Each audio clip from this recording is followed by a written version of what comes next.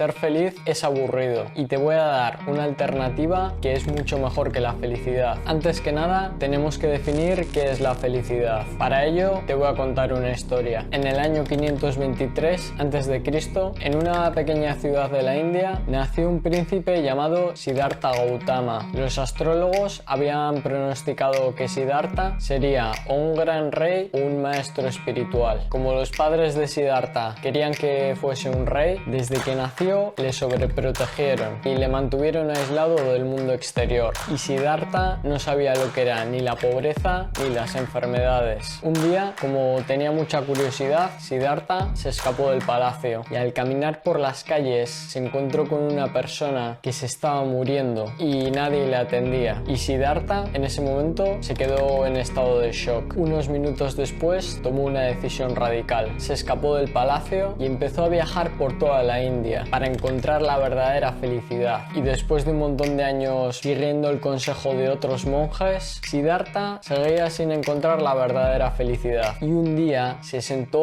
debajo de una higuera y se prometió a sí mismo que no se levantaría de ese árbol hasta que alcanzase la felicidad. 49 días después, y casi muerto de inanición, Siddhartha se dio cuenta de lo que realmente era la felicidad y en ese momento se convirtió en el iluminado, o más conocido como Buda. Y esta felicidad que nos enseñó Buda es básicamente la paz mental o la ausencia de deseos, que es básicamente la definición que vas a encontrar de felicidad en todas las filosofías orientales. Pero la ausencia de deseos tiene un problema muy gordo. Para ver cuál es este problema, te voy a contar otra historia. En los años 70, en Nueva York, había un escritor llamado Bartleby, que era una persona bastante reservada y tenía una personalidad un poco extraña. Bartleby trabajaba en una oficina en la que escribía informes para su jefe, que era un abogado de mucho éxito y además era muy buena persona. Al principio, Bartleby hacía muy bien su trabajo y era el mejor empleado de toda la oficina, pero con el tiempo ocurrió algo extraño dentro de él y empezó a estar desmotivado. Conforme iban pasando los días, cuando a Bartleby le pedían hacer un informe, Bart le respondía a su jefe que prefería no hacerlo, y a pesar de que el jefe le trataba muy bien, Bart no le hacía ni caso. El jefe acabó cansándose y le dio un cheque con el finiquito y le despidió a Bart, y Bart le dijo que prefería no abandonar la oficina y empezó a vivir debajo de su escritorio y a vivir en el edificio que trabajaba. Ante esto, el jefe le trató de convencer otra vez para que se fuese, pero le volvió a decir que no y al final tuvo que llamar a la policía. La policía se llevó a Bart y como vieron que no estaba muy bien de la cabeza, le llevaron a una clínica para que le tratasen y el jefe, aunque le había despedido, fue a visitarle, pero Bart no le dijo absolutamente nada. Bart estaba en un estado de apatía. Unas semanas después, el jefe volvió para realizarle una última visita, pero cuando encontró a Bart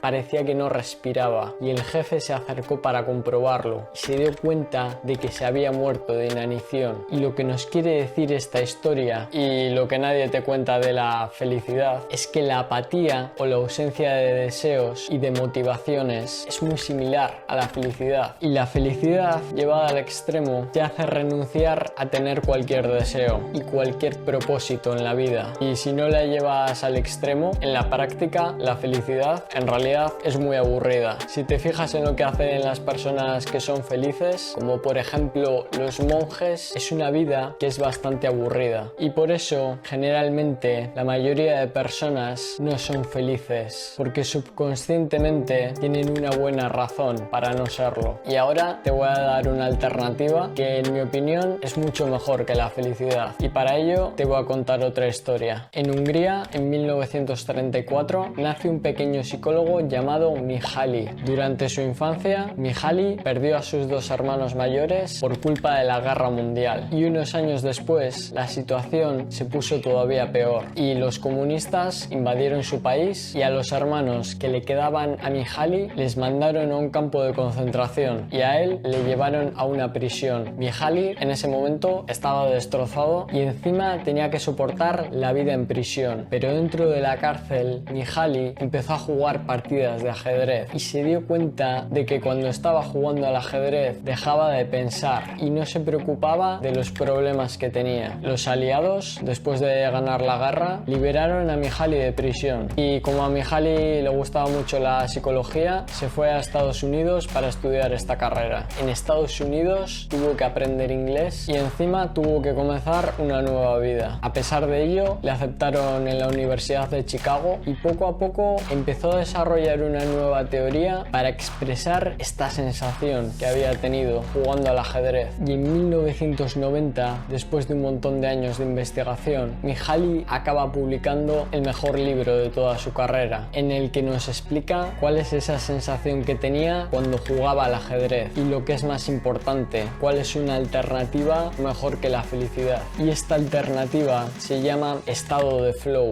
que hace que estemos completamente inmersos en una tarea y que no nos dé tiempo a pensar en las cosas que nos preocupan. Y a diferencia de la felicidad, el estado de flow sí que te permite tener deseos y hacer cosas entretenidas para cumplir esos deseos. Y por eso el estado de flow tiene la mayoría de los beneficios de la felicidad, pero no tiene el inconveniente del aburrimiento. Y hablando de felicidad, si todavía no sabes cuál es la fórmula de la felicidad, te he dejado probablemente un vídeo por aquí en el que te la explico. Así que eso era todo. Hasta la próxima.